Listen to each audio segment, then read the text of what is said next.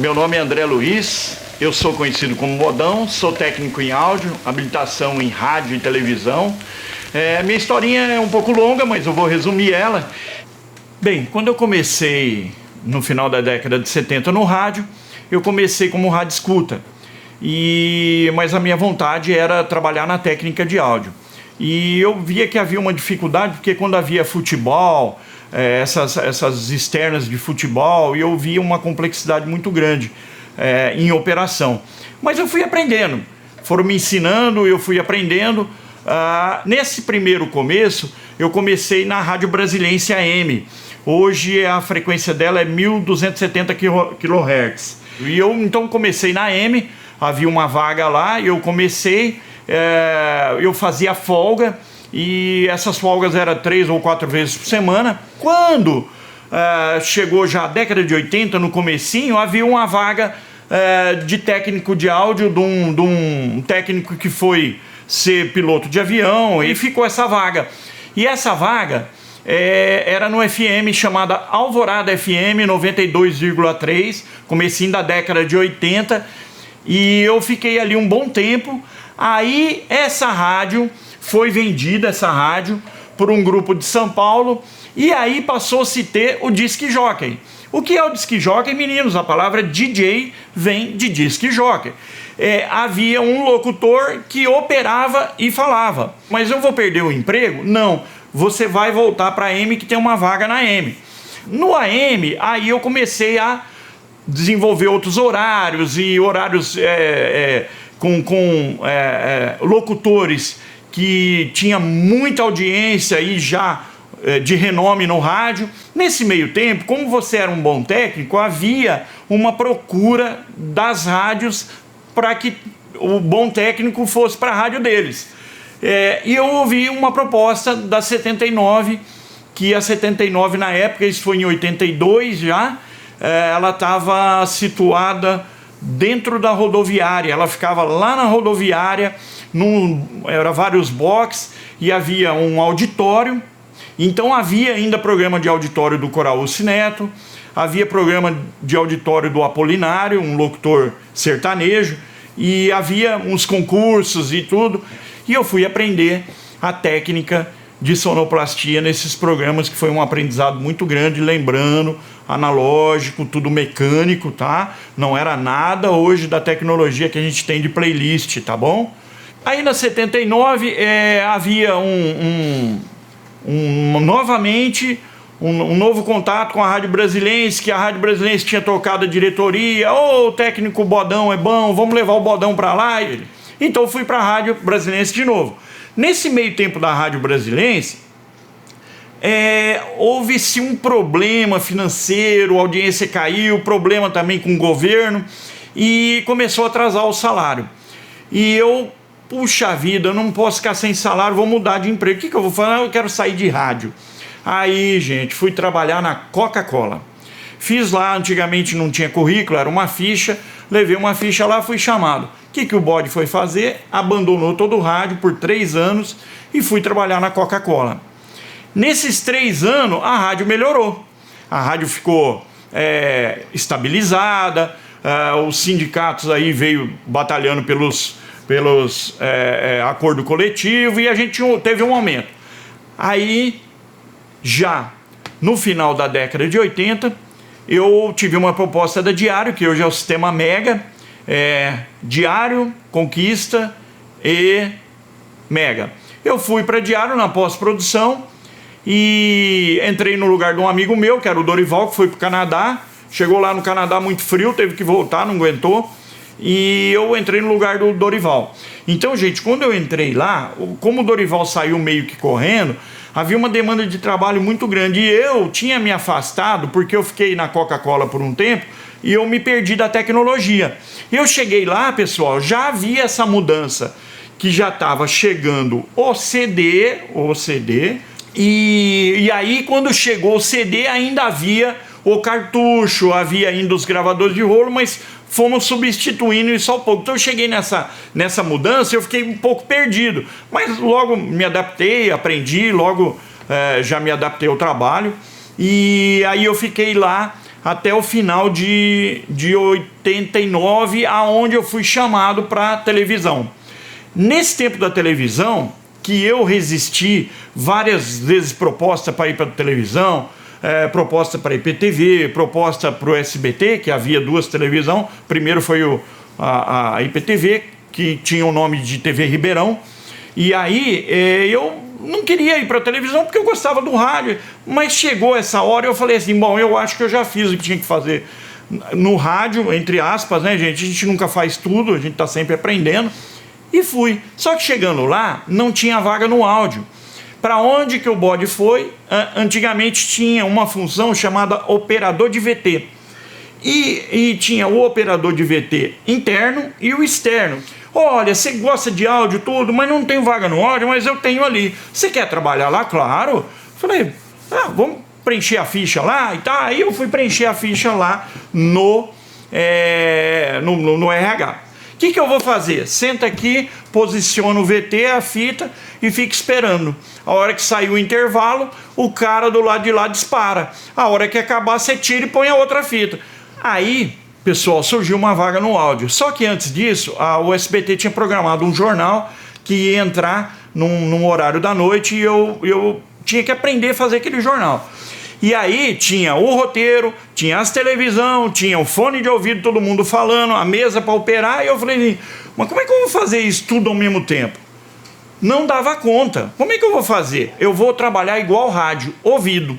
Então, a hora que o cara aparecer ali, eu abro o microfone. A hora que aparecer a reportagem, eu fecho o microfone e abro da reportagem. Ótimo, fiz o jornal, que era uma beleza. Então, gente, nesse meio tempo, eu trabalhando no áudio, no SBT, havia um chefe que tinha sido demitido e foi trabalhar na Record. A Record, como todo mundo sabe, Franca, a gente chama de posto principal. E aí esse chefe pegou e falou assim, eles estão montando a estrutura lá, na parte técnica na Record, e eu preciso que você dê uma força no áudio lá. Você não quebra esse galho? Aí eu saía do SBT de noite, ia todo dia pra Record à noite e orientava o cara, olha, eu acho que você deve pôr aqui assim, tá? Vai distribuir pra cá, a mesa de áudio. Na época ainda não tinha totalmente o digital, era o famoso mini disc, um aparelhinho pequenininho que eu posso virar e apontar ele aqui, que tem um no rack aqui ainda. E o mini disc era tecnologia, então olha, põe pra cá, endereça pra lá, e fui ajudando. Passou uns 3 dias, esse chefe ligou, você não quer trabalhar aqui no horário das 5 da manhã às 11? Eu fui e peguei esse horário, então eu ficava das 5 da manhã às 11 na Record e entrava no SBT a 1 às 7 da noite. Então em 99 eu parei com a Record e aí eu fiquei só no SBT, e isso chegou em 2002, um amigo meu na Barão de Mauá, que trabalhava na Universidade Barão de Mauá, falou, olha, bode, eu precisava de um técnico para fazer os trabalhos de TCC, e é um freelance, trabalhar uns 3 meses lá, você não quer? E era à noite. Então eu saía do SBT, nesse tempo eu já saía às 6 horas, e vinha para Barão, e ficava na Barão até 11 da noite fazendo o trabalho do pessoal de jornalismo e publicidade e propaganda na época, que eram os 2 cursos que tinha. E aí eu entrei em 2003 na Barão, e conciliando a Barão e o SBT até 2009. 2009 eu saí do SBT, logo em seguida eu aposentei e fiquei só na Barão. E a Barão foi uma outra coisa, gente. Por quê? Porque aqui há uma necessidade muito grande da pós-produção do trabalho deles, que é a área técnica de áudio. É essa que nós estamos aqui. E aí, em 2015, eu só trabalhando na Barão, tranquilo, com os meninos aqui aprendendo, os meninos saindo pro mercado, e minha mulher me pega e fala, e esse monte de vinil aqui na estante, você não ouve, não faz mais nada, não tem nem picape aqui pra ouvir. Picape, hein? Que é o toca-disco. Não tem a picape aqui pra ouvir, joga fora. Não, vou jogar fora meus vinis. Não, daqui, eu vou levar pra um lugar. Tô lá num cantinho, aonde meu filho Matheus alugou, que ele guarda o equipamento dele. Meu filho é DJ, toca na noite, ele guarda o equipamento, tem um lugarzinho alugado. Sentei num cantinho e fiquei pensando o que fazer com aqueles vinil. E peguei e falei assim, pô, eu lembro que eu era pequeno uma vez, meu irmão com um soldador na mão, fazendo não sei o que, tinha um vinil do lado, eu peguei o soldador na mão e risquei o vinil, derreteu tudo. E eu fiz uma casinha lá, um desenho, eu era moleque. Pô, é mesmo, será que fazer um desenho aqui fica legal, isso, aquilo? Resumindo, meninos, fui aprender a técnica de fazer a arte no vinil. Aí descobri uma maquininha pequenininha, com umas broquinhas fininhas, que é igual de dentista. Bom, gente, lembrando que aquilo foi dando uma dor no coração, porque nessa minha trajetória eu fui DJ à noite, tocava antigamente discoteca, depois boate, né? E eu fiquei com a dor no coração porque eu tocava com vinil. E daí, como que eu vou fazer riscar os vinil que eu tocava no passado? Então, gente, tive que me despregar. Então, hoje, meninos, eu tenho, chama-se Disco Riscado, é uma loja virtual e uma loja, um showroom que fica na Avenida Caramuru, aonde o pessoal vai lá comprar e acaba comprando como presente, presentei a mãe, o namorado e tal. Então acabou se tornando um comércio do disco riscado através de não jogar e reciclar o vinil, já que o vinil é derivado de petróleo e ele no meio ambiente ele demora para se decompor. Então não jogue o vinil fora, se você for jogar, lembra do bodão, que isso vale ouro para mim. E aí eu peguei e comecei a fazer a arte de 2015, hoje 2017, já faz um tempinho que eu venho fazendo essa arte, aí desenvolvi, agora me chamam de artista plástico, mas eu não sou artista, sou copiador de desenho. E essa é a minha história, já que eu acabei tendo que ensinar meu filho Matheus e ele é que vai tocar daqui para frente. Bom, se não fosse meu pai, eu acho que eu nunca teria trabalhado com áudio na vida. Sinceramente, eu não sei o que seria de mim sem meu pai. Ele que me incentivou desde pequeno e nunca me forçou a isso. Ele nunca me obrigou a trabalhar com áudio. Ele me mostrou os caminhos, sempre numa boa, sempre falando: você vai fazer o que você quiser da sua vida, o que você mais gostar. Mas eu me apaixonei desde pequeno pelo áudio, então eu só tenho a agradecer ao meu pai. Tudo que eu sou hoje é por conta do que ele passou para mim. E eu tenho ele como um grande herói e é um dos mestres aí do áudio de Ribeirão Preto. Acho que não só uma inspiração para mim, mas para muitas outras pessoas também. Muita gente fala o filho do Bodão, ou então o Bodinho.